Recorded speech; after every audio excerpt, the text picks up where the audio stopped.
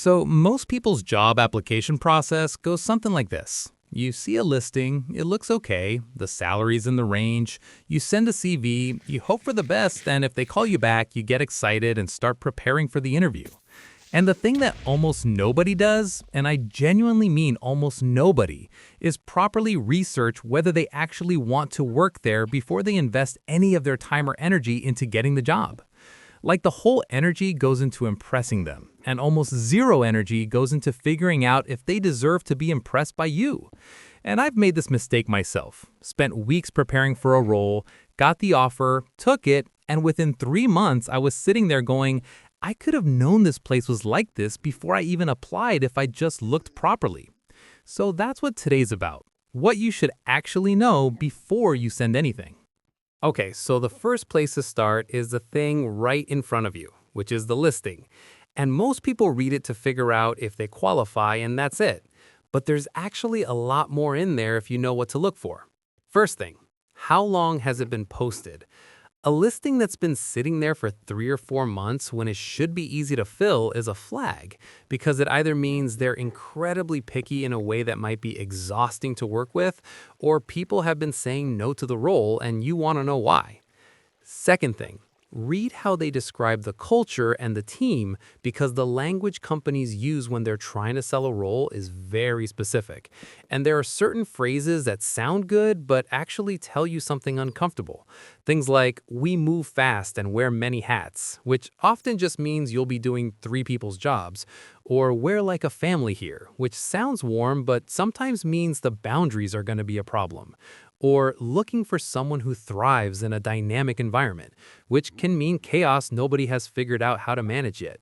None of these are automatically deal breakers, but they're worth knowing going in rather than being surprised 6 weeks after you start.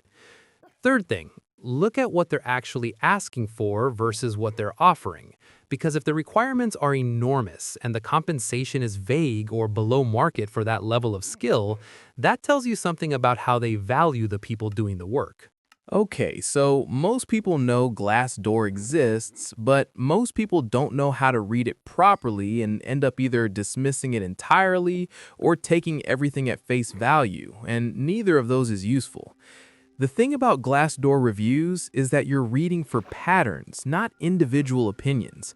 One bad review from one person could be anything. That person might have a specific situation, might have an axe to grind, might just not have been the right fit. That's not enough information. But if you read 20 reviews and the same 3 things keep coming up, management doesn't listen, no room to grow, promises made in interviews don't materialize, now that's a pattern, and patterns are data.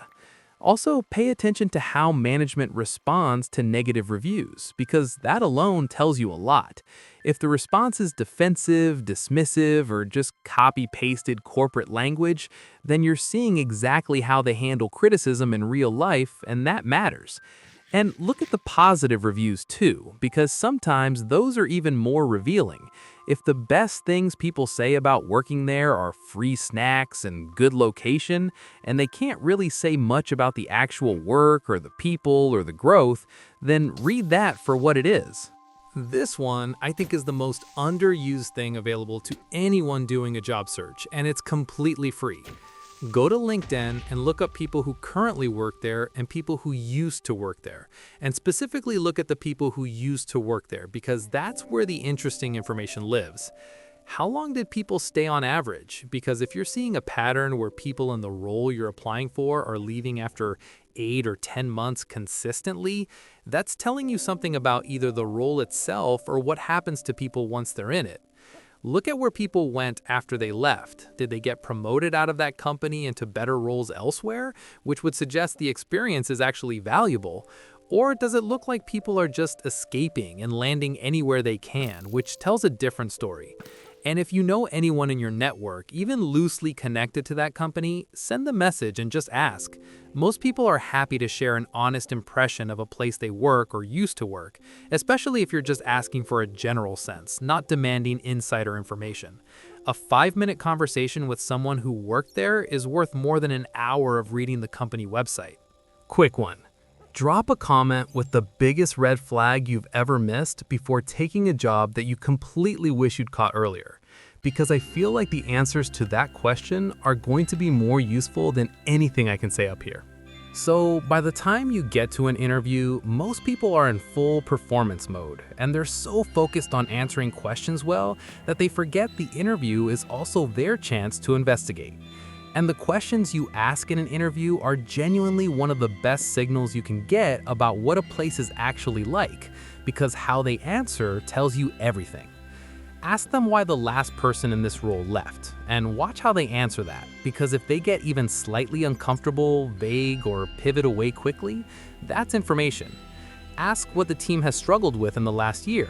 A good, healthy company will be honest about challenges and tell you how they're working through them. A company that either claims to have no struggles or gives you a very polished non-answer is showing you something about their relationship with honesty. Ask what success looks like in this role after 6 months and after a year, because if they can't answer that clearly, it often means the role isn't properly defined, and you'll spend your first few months trying to figure out what you're actually supposed to be doing while being quietly judged for not doing it well enough. And honestly, just pay attention to how the interview feels. Are they respectful of your time? Did they show up prepared? Do they seem genuinely interested in you as a person, or are they just running through a checklist? Because the way they treat you when they're trying to impress you is the best version of how they'll treat you once you're already there. Okay, so this one is specifically about understanding what you're actually signing up for, because I think a lot of people take a job based on the title and the salary and don't dig into the actual day-to-day reality of what the work looks like. Who will you be reporting to, and what are they actually like? Not the polished version you get in the interview, but what's their reputation? Can you find anything about them online? Do current employees seem to respect them or just tolerate them? What does growth actually look like there? Not the official answer, but is there a real track record of people moving up from inside, or does the company consistently hire externally for senior roles, which would tell you that the ceiling for internal people is lower than the job description implies? And what's the actual workload expectation? This one is hard to get a straight answer on, but you can get signals from asking things like what a typical week looks like, whether the team is fully staffed right now, or if they're running lean, whether people tend to take their full holiday allowance, or whether there's an unspoken culture of not really disconnecting. These feel like small questions, but the answers paint a very specific picture of what your daily life is going to look like 6 months from now.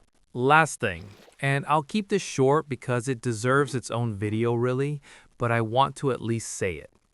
Most people still treat the salary conversation like it's uncomfortable and slightly rude, and because of that, they go into offers underprepared and end up accepting something that doesn't reflect what the role is actually worth. Look up the market rate for the role before you apply. Not after they make an offer, before you even send the CV, so you know what you're walking into and you can make a decision with the full picture rather than getting excited about an offer and then doing the research and feeling stuck.